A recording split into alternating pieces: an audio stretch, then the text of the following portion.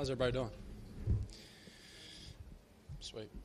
What was the decision between you and Matt, of the communication, to not take a timeout after you had about 32 seconds left in the game? I'm on the field. I got a call, and I know I took a timeout earlier in that. Was it same drive? Same drive. I knew I took a timeout earlier, and so. I can take timeouts, but in that situation, we had a call. I got the call in, and trying to get the guys back. So focused on make sure everybody gets back, gets lined up. I know we don't have much time left, and so trying to get everybody back. We don't really have. I don't have a microphone to speak to coach or anything like that. So there wasn't like any huge communication in that situation. You get a call with that time. You gotta try and get the guys back. Get everybody lined up so you go run a play. And excuse me. We got lined up, got the play, and then I made an adjustment because I saw the clock running down, knowing that if we complete a ball in inbounds or anything like that, we won't have time to kick a field goal or anything like that. So I made an adjustment, and knew Rome was either going to be one-on-one or he was going to beat the safety and be one-on-one there, and tried to give him a shot, and we got the shot and missed. You guys got to the line with 15 seconds or so, and the snap came at 6. Mm-hmm. Was the 7 seconds there, was that you changing the play? I ended up changing the play because, with the play we had, 13 seconds, any play you have with 13 seconds with no time, or you had a timeout, but with, that situation, 13 seconds, make a call, and try and get it snapped and take the shot. What should have happened at the end of it? What would have been ideally the correct decisions in that final sequence, clock management-wise? We can take a timeout.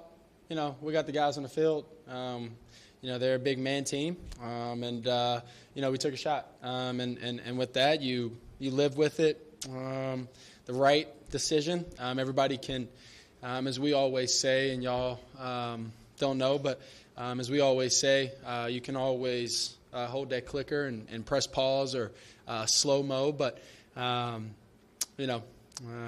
right decision is, if we hit that play, if I hit that play to Rome, it'll be a different conversation here. So the right play isn't, always you can't always make the right play.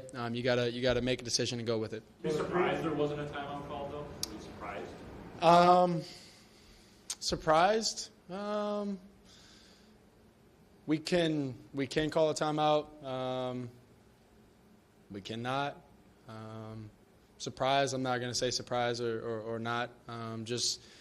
My job is to go out there and make plays. My job is to get everybody lined up, and that's it. Win games. So didn't do that today. I could have gave Rome maybe a little bit more of a jump ball in that situation. Instead of maybe trying to throw it over the shoulder or anything like that. But, with that situation, that's not what happened. So, Caleb, when you get after you got sacked and you get the call, probably around 30 seconds left, at what point did you realize that we're only going to have one shot? When everybody got lined up. And then whenever I made my adjustment at whatever time at whatever point the clock was at, is when I realized that we were only going to have one play. And so, like I said, made the adjustment and let my guy, Rome, be one-on-one and try to give him a shot, opportunity ball. Timeout decision is above your pay grade at that point, but that's got to be above my pay grade. Above your in that situation, I'm living with the call, and I'll let the coaches and everybody make that decision. Depending on whether it's time, depending on whether it's the guys running back and they're far down the field. Whatever that situation is, that's going to be coach's call. Maybe in the later years of my career, but right now, I get the call. I'm trying to lead the guys to win, and I'm trying to get everybody lined up, and from there, I'm trying to make a play for the Chicago Bears. Through your eyes, what happened with protection on the sack? It wasn't necessarily. I think it got loud at that point, and I believe Larry was over there, and I think he just missed the. He was late off the snap. I think he just misheard the go call. And then that's what happened. Once I quickly realized that Zadarius, I believe it was, was coming free. I didn't want to risk because I knew we still had one play. I didn't want to risk jumping up or trying to throw the ball out of bounds and he knocks it down or a fumble or something. So took the sack and tried to get everybody back, like I've been saying, and get the last play off and get rolling. Who said he liked the play call and wanted to re-rack it for the last play? What is the play that they're aiming for there, and what did you see that made you change the call? On the last play? Yeah, it's supposed to be the same one as the previous play, correct? No, they were two different plays. The last plays were two different plays, and we had the play call, and got sacked. The play call, I don't know if I'm telling you the play, but yeah, I was gonna run right off the hip. Nice, Caleb. I was gonna run right off the hip of Larry or the guard, and take it for however long that I could run and get down, and then from there either clock it with the first down or whatever that situation would have been. And then maybe score a touchdown the next one, but if not, kick the field goal. But the sack pushed us out of field goal range, and then tried to make a play with that last play. Also, the chaos of how things finished is the fact that you guys had a chance at the end. The offense seemed like in the second half. What was different for you? Second half. Second half, just offensively, what was different in the second half? Yeah, I think the first half we didn't have many possessions nor plays. And so we had to get positive drives going, get the drives started, and get those going.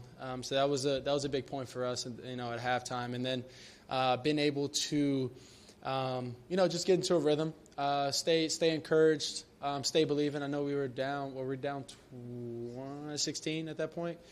And so that's just 2 scores. And so we knew we were getting the ball back.